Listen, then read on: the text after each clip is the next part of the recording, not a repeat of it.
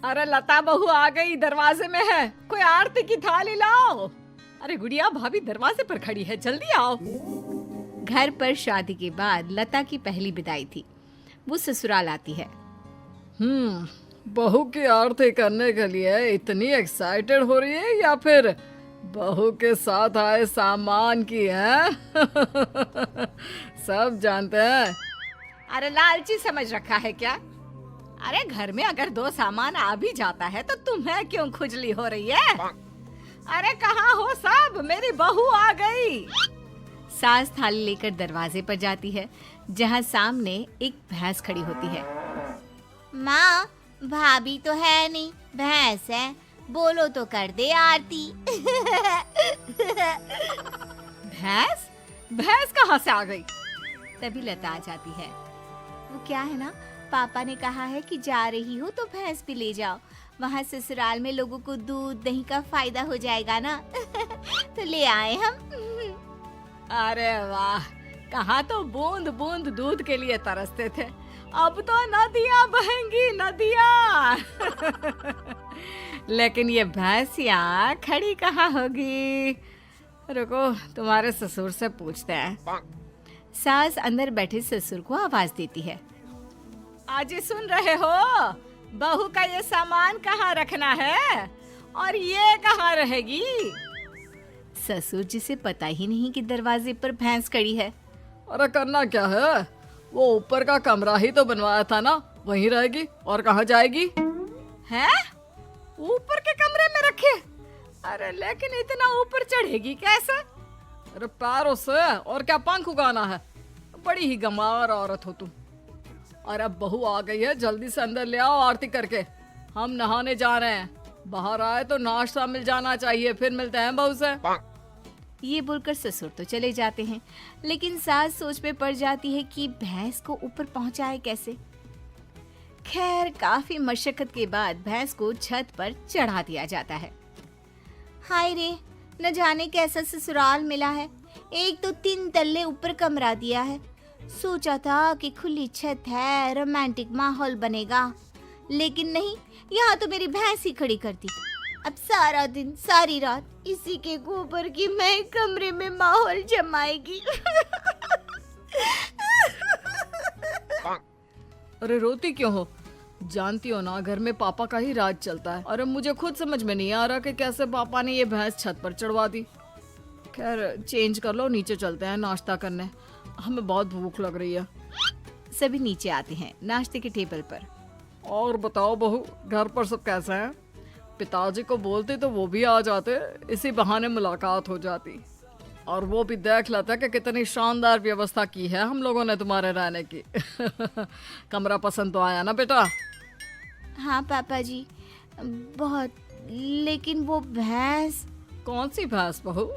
वैसे भैंस से याद आया, तुम लोगों के मायके में तो भैंस ही भैंस है, तो कम से कम तुमने भैंस की सेवा, दूध निकालना, भैंस को नहलाना, ये सब तो सीखा ही होगा ना? बहू ससुर के सवाल से एक्साइटेड हो जाती है। सीखा? अरे हाथ में जादू है हमारे। भैंस को देखते हैं कि वो दूध देना शुरू कर देती है, और नहलाने का तो ये है कि अगर हमने भैंस या नहला दी ना पिताजी, तो फिर वो भैंस नहीं रहती। हाँ। क्या बात है? फिर क्या बन जाती है? बकरी? चुप। मतलब कि हमारे हाथ में इतना जादू है कि भैंस भैंस नहीं, रंग खिल कर ना उसका बतख की तरह सफेद हो जाता है। अरे 1 घंटे में 75 भैंस नहलाने का रिकॉर्ड हमने बनाया था जी एक बार। हाँ, ये सब तो ठीक है बहू, वैसे भैंस दूध कितना देती है? बहू फिर शेखी में आ जाती है। वैसे तो क्या है ना माँ जी, देती तो सिर्फ 4 किलो सुबह और 4 किलो शाम को, लेकिन जब मैं दूध निकालने बैठी हूँ ना, तो प्रेशर में 10 किलो सुबह और 10 किलो शाम को देती है। बस फिर क्या, ये सुनकर ससुराल वाले इम्प्रेस हो जाते हैं। ससुर सोच लेते हैं कि इतनी गुणी बहू मिली है तो भैंस तो लाना बनता है। फिर क्या, अगले रोज ससुर दरवाजे पर भैंस खड़ी कर देते हैं। बहू, अरे ओ बहू, देख तो मैं क्या लेकर आया हूँ। तभी बहू एक बाल्टी दूध लेकर आती है। क्या बात है बहू, बाल्टी भरकर दूध कहाँ से आ गया? वैसे देख, दरवाजे में मैंने तेरे लिए एक तोहफा रखा है। बहू दरवाजे पर जाती है जहाँ एक भैंस खड़ी होती है। ये क्या पिताजी, एक और भैंस? एक और नहीं बहू, एक ही है। इसे बाहर ना एक शेड बनाकर खड़ा कर देते हैं, क्या कहते हो? हाँ हाँ पिताजी सही कह रहे हैं, क्यों नहीं। वैसे भी ऊपर ना अब जगह कहाँ है, वहाँ तो। बहू बात पूरी करती कि सास आ जाती है। बहू ला दे बाल्टी, मैं आ रही हूँ। सास बहू से दूध की बाल्टी लेकर चली जाती है और बहू नई भैंस की सेवा में लग जाती है। अगले रोज सुबह सासू माँ, मैं ना आज ससुर जी को बोल दूंगी कि मैं ना दो दो भैंसों की सेवा नहीं कर सकती, तो वो एक भैंस ना बेच दे। अरे नहीं नहीं बहू, अभी नहीं। अभी तो तू जानती है कि मेरे मायके में शादी आने वाली है, दूध के भाव कितने महंगे हैं।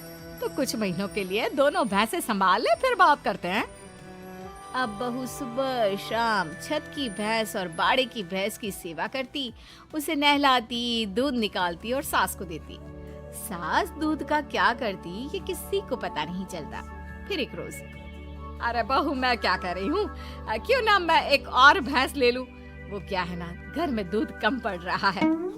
कैसी बात कर रही है सासू माँ, घर में दूध कैसे कम पड़ सकता है? इतना दूध तो खुद ग्वाला भी इस्तेमाल नहीं करता जितना हम और आप करते हैं। ना ना ना ना सासू माँ, एक और भैंस की सेवा करना मेरे बस की बात ना है। बहू का डायरेक्ट जवाब सुनकर सास को आ जाता है गुस्सा। अरे क्या बकवास कर रही है, मैंने जो बोल दिया सो बोल दिया, नहीं तो कर मेरी सेवा। आज शाम को कमरे में आ जाना और रात भर मेरे पैर दबाना। माँ जी गला ना दबा दूं, भैंस पालने वाली समझा है क्या? अरे कौन से घर में छत पर भैंस खड़ी होती है, सारा दिन गोबर करती है और एक जगह खड़े खड़े भैंस की पीठ भी अकड़ गई है। तभी बहू की बात ससुर के कान तक आती है। क्या छत पर भैंस? अरे कौन से बेवकूफों के घर में छत पर भैंस होती है बहू, क्या तुम भी? हम लोगों के घर पिताजी, आप ही ने तो खड़ी की है ना मेरे कमरे के बाहर भैंस, सारा दिन गोबर करती रहती है। मैं कभी छत की भैंस देखो, कभी बाड़े की। हाँ? क्या? मैंने कब बोला? अरे जब बहू आई थी विदाई में भैंस लेकर, तब आप ही ने तो मुझसे कहा था ना। अरे गुड गोबर, मैंने बहू को ऊपर के कमरे में ले जाने को कहा था, भैंस को नहीं। हे भगवान, बड़ा पागल लोग हो। जल्दी उस बेचारे मवेशी को नीचे ले आओ। सास फिर बेटे के साथ मिलकर भैंस को नीचे ले आती है। मुझे पता होता कि छत पर भैंस है तो मैं ये दूसरी भैंस कभी ना लाता। पर माँ जी को तो पता था ना, उन्होंने आपको नहीं बताया। वो तो तीसरी भैंस भी लाने की बात कर रही है। अरे वो तो मैं दूध बेचने का बिजनेस करने की सोच रही थी, इसलिए। सासू माँ प्लीज ऐसा कुछ भी ना सोचा करे।